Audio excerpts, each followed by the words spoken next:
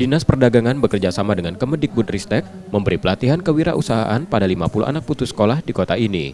Dalam pelatihan yang berlangsung selama 32 hari, peserta diajarkan keterampilan menenun songket.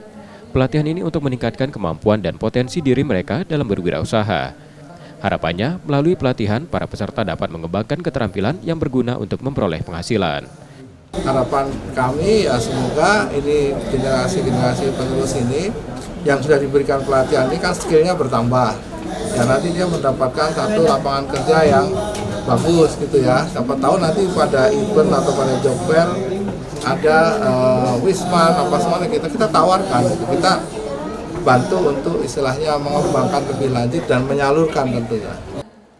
Selain itu, peserta juga menerima bantuan alat tenun untuk mendukung usaha mereka ke depan.